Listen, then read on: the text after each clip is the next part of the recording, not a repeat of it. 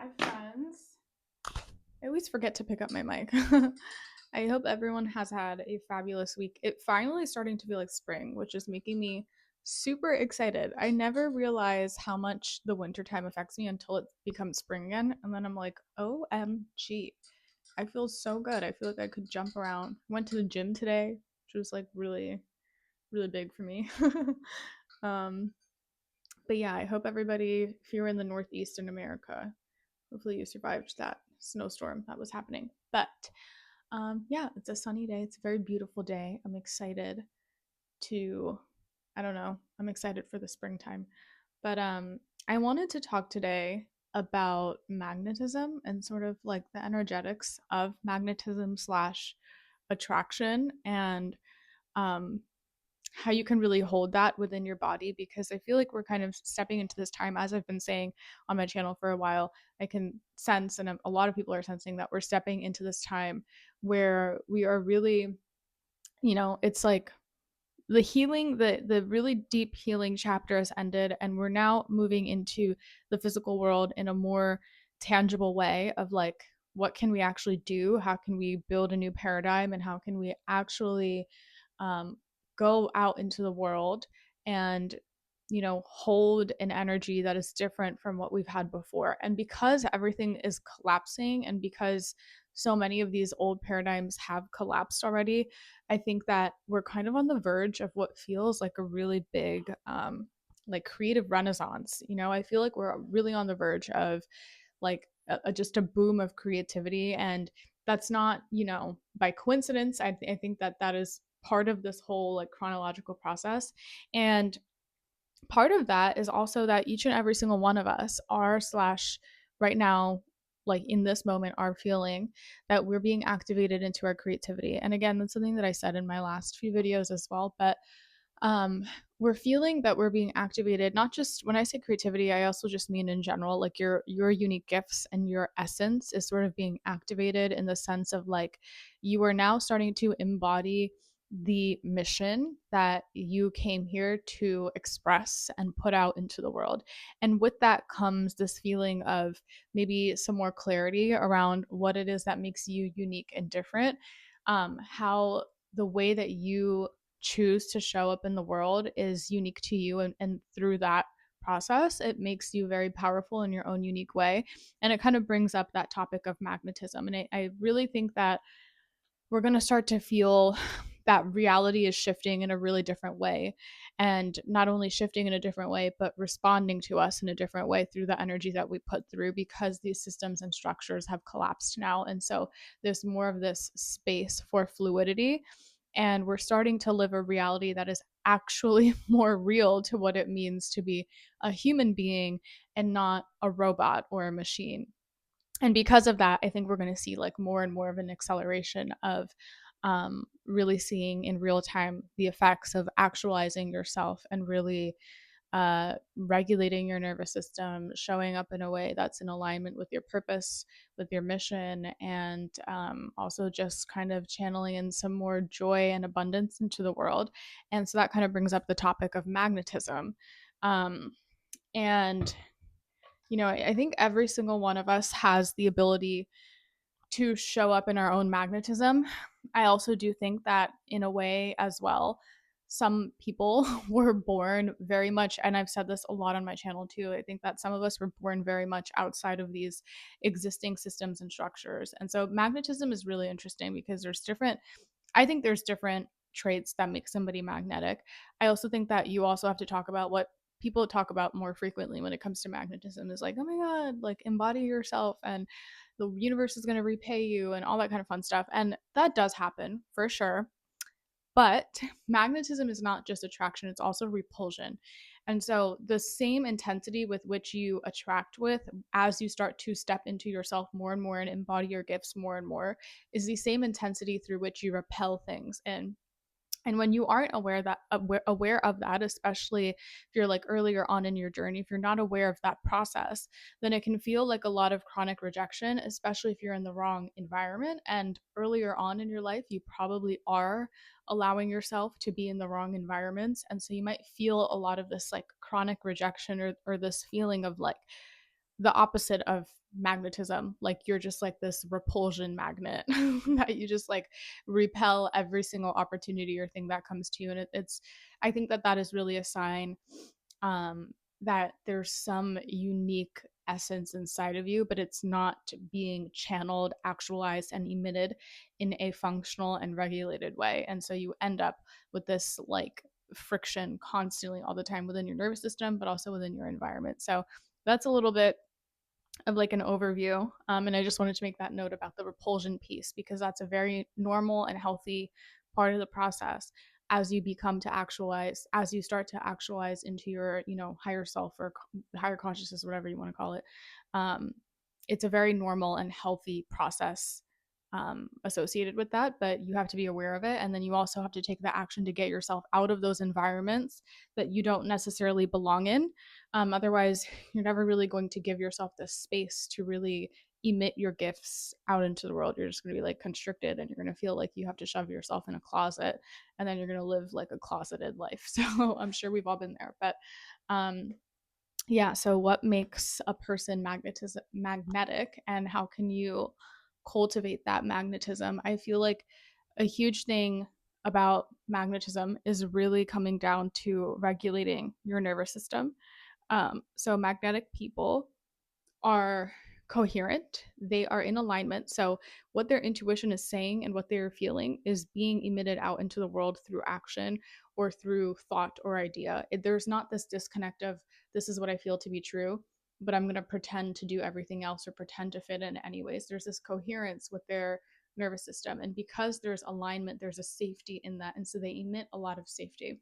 So, let's break that up into two parts. There's the part where I was talking about nervous system regulation, right? So, a lot of people, I think there's two parts to this concept of feeling aligned in your nervous system. Number one, there's the discernment piece, which is knowing how to analyze the environment that you're in, knowing how to trust your own feelings about the environment that you're in, and coming to a conclusion, putting all those things together. So let's say, for example, I'm in this environment and I recognize that these people or this community or whatever really is out of alignment with the goals and the values that I have.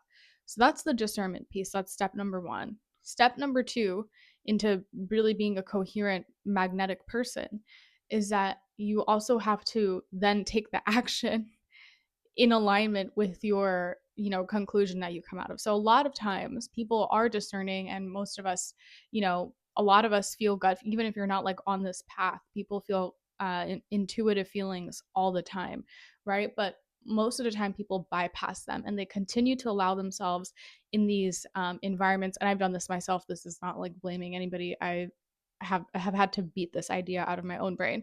But a lot of times we allow ourselves to continue to be in environments that can't really hold the fullness of who we are, or around the wrong people, or whatever it is, right? We allow ourselves to be in these situations that aren't really meant for us. Where that comes from is unique for each person. Maybe it's because you feel like you want that validation of having a community or having people around you. Maybe it's the fear of abandonment. Maybe it's the fear of being judged or the fear of conflict, whatever it is. It's different for everybody. But a lot of people don't actually act out on their gut feelings, their discernment, and their intuition. So if you want to really regulate your nervous system, there has to be this feeling of symmetry or balance between what you are feeling and what you are doing. And again, that's psychologically, you can talk about that as cognitive dissonance, which is something I've talked about on my channel a few times. So, um, to really come into alignment, you want what you are feeling, what you know to be true, your truth, to actually be emitted through your actions or through your reality. And people that are really highly magnetic do that. So they live for themselves, they center themselves. They are not centering the opinions of society, of other people, of needing chronic validation from the outside world. They center their own needs, their own emotions, their own intuition, and their own truth, their own gifts. They are at the center of their universe, and it shows through their actions because they're not afraid to walk away. They're not afraid to let go. They're not afraid to choose themselves because they are at the center. So that's one thing that makes a person very magnetic. Going off of that is kind of the topic of authenticity, right? People that are highly magnetic are the types of people, again, they center themselves. So they are really focused on living the most authentic life that they can possibly live. And in that spirit, they are very sovereign, right? They're not so easily pulled in a million directions. They're not taken into chaos very easily. They don't lose themselves. They don't lose themselves in reacting to situations or allowing themselves to just completely lose their identity through some sort of a chaotic experience, right? There's this calmness to them because they are within themselves. They are focusing on themselves and they're pouring into themselves. And because of that authenticity and that independence and kind of cultivating that introspection, right? Because to be authentic, you have to be introspective. You have to know yourself so deeply that you can drown out the noise of the outside world. And that kind of creates this air of magnetism because there's a little bit of detachment that's associated with that. And that was something that I really wanted to get into because I feel like it's a super important topic. So another trait of magnetic people is learning the skill of detachment, which is very different from being numb. And I think that distinction is super important to make. So being detached means that your identity is as fluid as you can possibly make it. And because your identity is fluid, because you're not even attached to your own past or your memories or experiences or whatever the case, um, you're able to experience life with this spaciousness to it. And that's actually a very rare thing. There's not a lot of people I feel like that I've met that have cultivated that. And that's because it is, I think some people by nature are a little bit more like that, but I also think for the most part, it's a skill that you have to cultivate, especially through like meditation.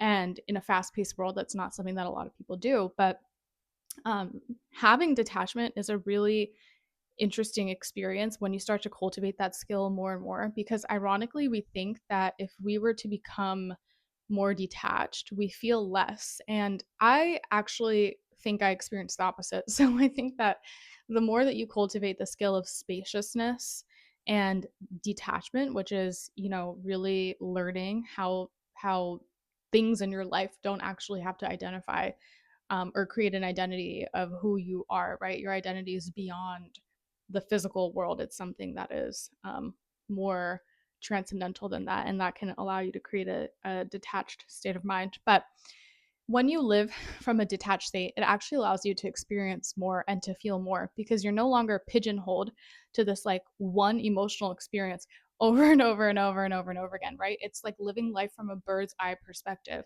But when you see everything, you also feel everything. And so you can feel every aspect of every situation, but you are also able to kind of take a step back. And so it becomes I feel it as a very beautiful thing because it creates a fluidity in life. It's no longer like super high highs and low lows. You're kind of flowing with life because you have this detachment. Um, and you're kind of, integrating spaciousness into your life. But detachment, I think, is a very key feature in, or just something that you should kind of cultivate if you are wanting to cultivate your own magnetism, because having that detachment allows you to walk away from situations that no longer feed you, and at the same time it allows you to kind of pick and choose what emotions, what experiences you give yourself to. And I think that it actually makes you a more sensitive person because like I said, you're feeling the full picture. You're not just feeling, the one perspective of yourself, which a lot of the times is really just us putting ourselves into a victim mindset, right? You're then able to zoom out and experience the fullness of an emotion and the fullness, like every perspective of a situation, which then can become the fuel for your art, right? You can create more complex art. You can really impact people in a greater way. You can connect with people in a greater way because there's a complexity that you can understand and that you can see that maybe people who don't cultivate that might not be able to access as easily. And that's different from being numb because being numb is just feeling something and then immediately shutting that shit down. So we don't want to do that either, right? Because I mean, for obvious reasons, like when you suppress your emotions, what you don't heal ends up controlling you through your subconscious, and you end up projecting a lot of that as well. The last point that I'll make is we've been talking about like detachment, nervous system regulation, coherence, all of those different things. Um, but something about regulating your nervous system, being a detached person, or cultivating detached. I don't like saying being a detached person because I feel like people have a negative connotation with that. So I'm just going to say like cultivating spaciousness. But as you sort of emit this more of a calm frequency, there's a duality that comes with calmness as well, which is that um, calmness dissolves chaos, and some people don't like it when you existing just dissolves their chaos, because if a chaotic person um if they're in your orbit and you're a calm person, you've regulated yourself, you know how to guide yourself because you're rooted in your intuition, you make decisions out of your intuition, and you also have the skill of detachment where you can see all perspectives of a situation. If a chaotic person enters that and you exist and you don't respond in a chaotic way to reflect back to them their own chaos, they feel a sense of lack of validation, right? So a lot of times, chaotic energies, chaotic spirits, chaotic people, they seek the validation of their own chaos through other people. So when other people feel dysregulated because of their experience, it gives a sense of validation that I am validated in my own chaos.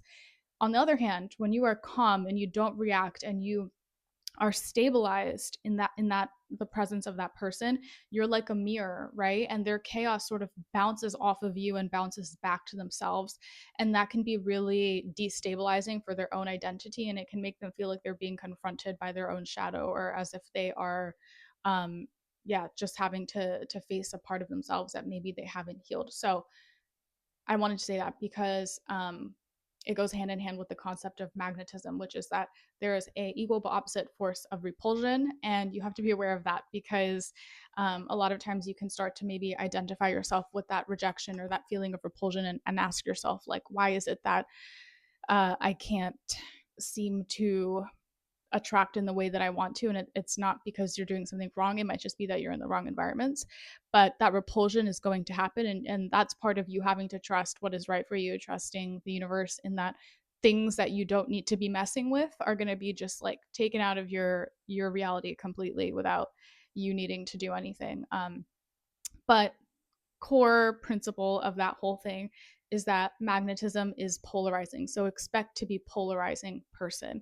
You might find that um, you just tend to become a more and more activating person as you embody the potency of your own energy more and more. But that is a good thing. That means you're doing the right thing.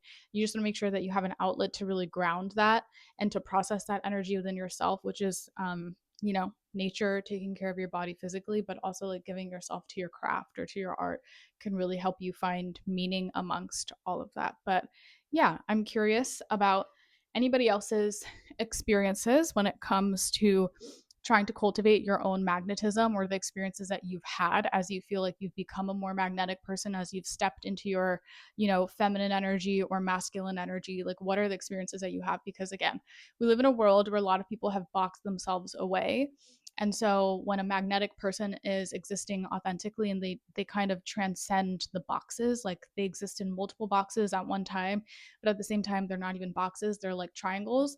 It's like people can't really make sense of who you are and why you do the things that you do.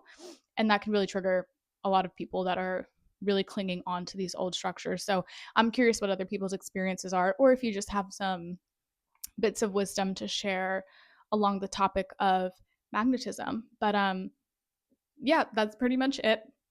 Oh my gosh, that's pretty much it that I wanted to share in this video. I think I'll probably just continue doing once a week videos.